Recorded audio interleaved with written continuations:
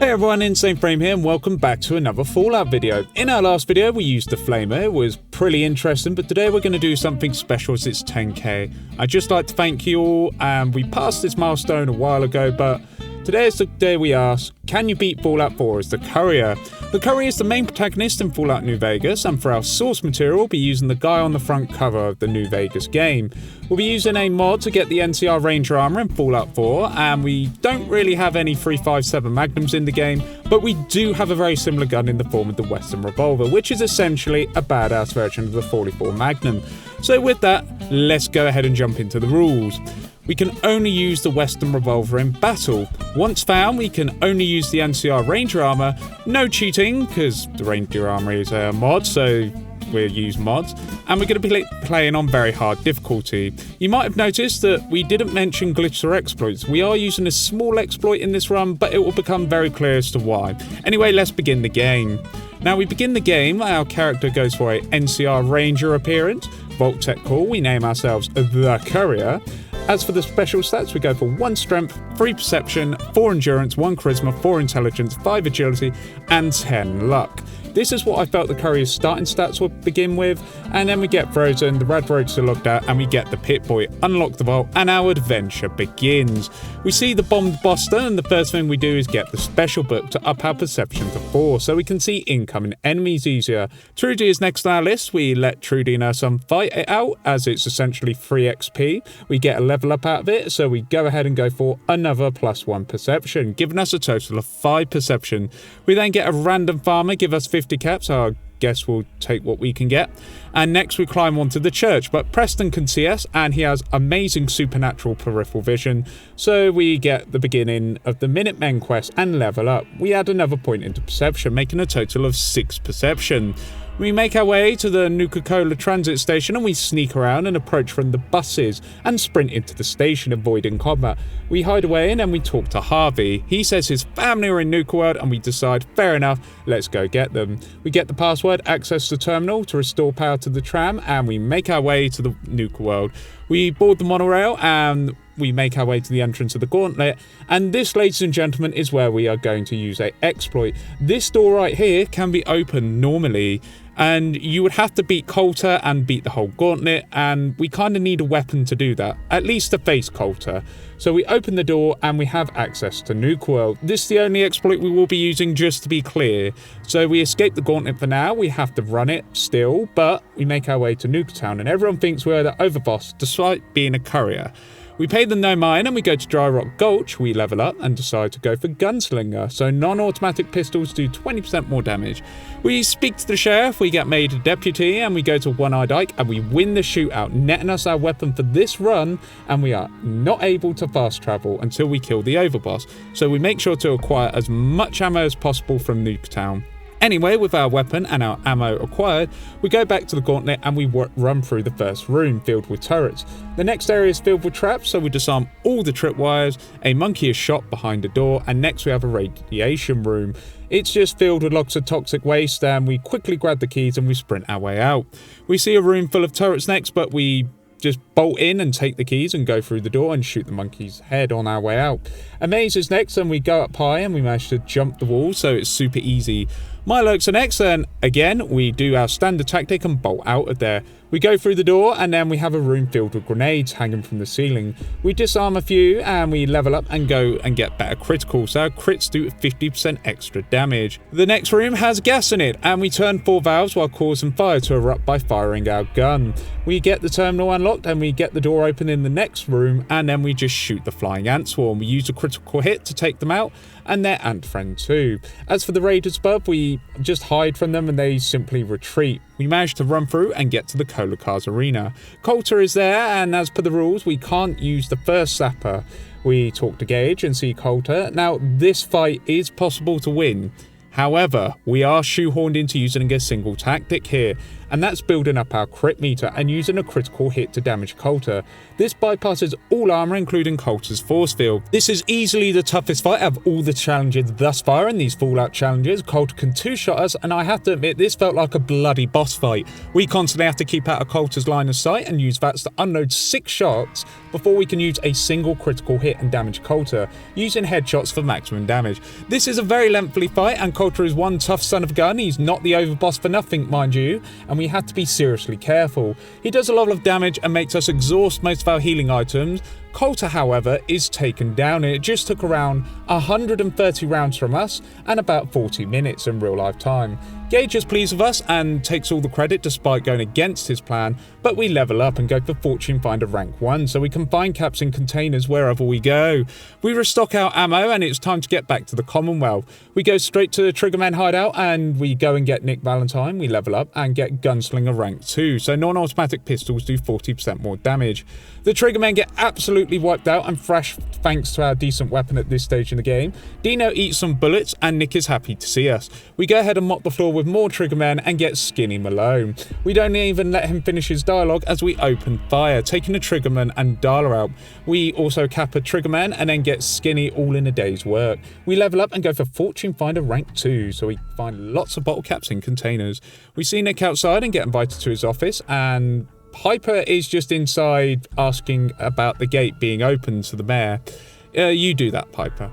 We go to Nick's office and tell him about an incident. He says Kellogg Cornflakes is responsible. We don't really know who that is. So we go to his house. The door is locked. We pickpocket the keys from the mayor. We get into this Kellogg's house and we find a switch under the table and we find something very, very interesting. We take it for ourselves, and now we are truly the Courier. We quickly wrap up and see Dogmeat, the fluffy doggo. Nick offers to help us, but we decline. We decide to grind some levels, and we go to the Museum of Freedom. We take out the Raiders, no sweat, and meet Preston Garvey. We also make a point and grab the Perception bobblehead, giving us a total of 7 perception. Very good. Outside, we clear out some Raiders from the rooftop, and on the ground it's pretty easy. The Deathclaw also suffers lots of wounds very rapidly, and we manage to take it down with a critical hit. Piece of cake.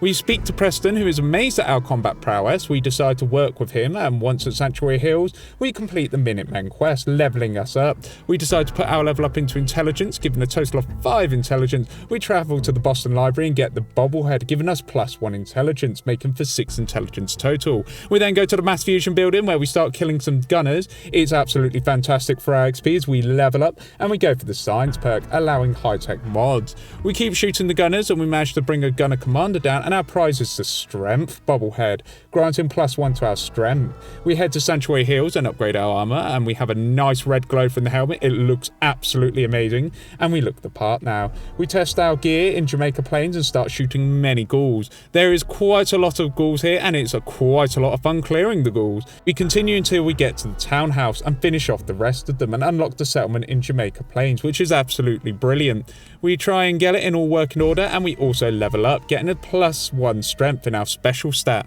Journey further south and go to a boat filled with raiders and shoot our way through. We get Tales of a Junktown Jerky vendor, as it's simply never a run without one. It's just that good of a bargain, ladies and gentlemen. Anyway, we continue our fight and deal with the bandits, going up the ship and get the agility bobblehead, increase our agility by +1. Also, we level up and go for armor rank 1, which is marvelous. We also start swimming away from the boat and into another boat and go up some stairs to see the luck bobblehead in the locker, which is fantastic as we now have 11 luck. Very fitting for the Courier. Tenpenny's Bluff is next, and they point us in the direction of some raiders. We decide to meet up with a character called Ness, who has a side quest to also clear out raiders. It's quite a fair bit of fun, and we do get a couple of kills. Ness pays us, and she has very bad manners, so we decide to teach her some, and she is adamant she doesn't wish to mind her manners, ending in her demise. Her hired accomplices are next and are taken out without a second thought. The smuggler stash in the plane is then ours, and we get the goods. Lexington is where our quest is located, so we go to the supermarket and take out some ghouls, as ghouls are a running theme here, and we manage to destroy the lot of them. Once the market is cleared out, we level up and decide to spec into Armourer rank 2. We quickly go back to Sanctuary Hills and have a large list that we can access to upgrade the Ranger armor. We make sure to upgrade every aspect we can and we look fantastic. For some reason the upgrades don't show though when we reload, but the stats still remain. So I guess the Courier himself is saying, no, you do not change my armor, I change the armor. Which is fair enough, I guess. The raiders at the Converger power plant witness our badassery and many headshots occurred, so all is fantastic, and they have been dealt with by the Courier himself. On returning to Tenpenny's Bluff, they decide to join up with the Minutemen, so all is good. Preston is informed and he's really happy. We don't want his life story, but he tells it anyway. We get a level up and go for +1 agility, helping our vats out. We then take a trip to Grey Garden and talk to Supervisor White, who says the water is awful, so we take out some super mutants to gain access to the power plant. The Mylurks inside are dealt with in trivial fashion, so they don't really pose a threat to us. We drain the power plant and report on back, and Grey Garden are part of the Minutemen now. We level up in the process and decide to go for our last stat increase this run, completing our stats accordingly. There's a few more settlements that we need to get, however, once they have been acquired, we then decide to set our sights on the castle and go there by ourselves. Once at the castle, we deal with more Mylurks, which isn't really an issue for us, and we use VATs and they're put down for the most part. However, we still have the biggest, baddest Mylurk in the area, which is the Mylurk Queen. We grab guns and bullets, so we permanently do 5% more critical damage with our revolver. And this fight is pretty much cat and mouse. We run inside, we keep moving and dealing with hatchling and taking pot shots at the Mylurk Queen. We keep changing our position and get a few critical shots off on the Mylurk Queen, and the Mylurk Queen eventually falls, also giving us a level up from the fight. We go ahead and get rank 3 of Gunslinger, so automatic pistols do 60% more damage. Very handy, but we're starting to get the castle in order now. Get to Fort Hagen next, to progress the main story. It's super easy as we can two-shot everything. Nothing really stands in our way and it's super easy. But then we get to Kellogg Cornflakes and one volley of VATs followed by a critical hit manages to kill him. Nice and simple, and we use the terminal to find out someone has been kidnapped. We exit Fort Hagen and the Brotherhood show up, which is extra hands I guess, so we don't mind. We go to Nick and Piper. Nick gets an idea to go to the memory den, so that's exactly where we head. Once in Good Neighbor, we meet Dr. Armani and she hooks up Nick up to a system. We take a seat, accessing this Kellogg's memories, which doesn't really last long, but we learn of a scientist called Brian Virgil who escaped the Institute, who's out in the glowing sea. So we get to our feet and bid Nick farewell. We make our way to the glowing sea. It's certainly not a pleasant place in the slightest, but we do fight a lot of Deathclaws and beat them easily enough. The one outside Virgil's cave didn't really have a hope in hell, but once that's taken care of, we get a level up and go for another rank of critical banker, so we can store another critical hit. It's time to speak to Virgil and he says we need to kill a Courser, so we march on over to Green Tech Genetics and meet a bunch of people called the Gunners, who are a mercenary organisation. We go ahead and greet them with bullets. They don't really stand up to us and we can easily sweep up their forces without any worry. The Courser is next and we just take cover and keep shooting him. His damage output is not as good as ours, so we just keep shooting and we eventually win and we get the Courser chip. Need the Courser chip decoded, so we head to the North Church and meet with the Railroad. Desdemona wishes to have the Courser chip whilst we just want to decode it, so the trade seems reasonable enough. Twink Tom gets to decode the chip, and once decoded, Desdemona compliments us, and she used her manners, everyone, so everything is fantastic. Well done, Desdemona. We take the codes to Virgil, and he gives us the blueprints for the teleporter. And we go back to Sanctuary Hills. We speak to Preston. He's impressed that we took the castle all on our lonesome. We go ahead and approach Sturgis to build the teleporter with him. He gives us the okay, and we teleport into the Institute. Send in the lift, and we meet up with the decoy that Barber set up for us to convert us to his cause. Our response is to shoot him in the head the moment we first see him so he can do no more harm, and we get out of the Institute. We level up and get 4-leaf clover, so each hit in VATS has a chance of filling our critical meter, which is very powerful. We hand in everything to Sturgis to level up again, and we go ahead and get Action Boy, so our action points regenerate 25% faster, letting us use VATS even more. Anyway, we talk to Preston, who directs us to Ronnie Shaw. Ronnie leads us to some tunnels, and we meet Sarge, the sentry bot. We say hello and we shoot him, and we get a good critical hit in his weak spot, doing large amounts of damage, so we can defeat him very easily. We see the 4-Minutemen General, and he's as good as dead. We get the artillery plans, and we decide to build one and test fire. It's a beautiful display of napalm from the skies. Lovely. We speak to Ronnie again and we have to defend the castle, and that we have bolstered forces as well. We also level up and go for critical banker rank 2, so we can now store it to 3 critical hits, which is very powerful. We fight tooth and nail against the Institute and blast some of their forces away, left, right and centre. We beat many simps, we disarm the simps by shooting their arms off and finish them off. The coursers are a massive pain as they destroy our defences, and we use many critical hits to put them down one by one. It's pretty cool killing coursers as the Courier, and then we turn our attention to retaliating against the Institute. Once inside, we destroy a couple of turrets and are going through the sewers. We get into a maintenance pipe and destroy a couple of simps. We access the main pipe and we appear in the main entrance of the Institute. We teleport everyone in and Preston gives us a pulse charge. How nice. The maintenance area is fairly easy. We just skip over the robotics area, which is hilarious.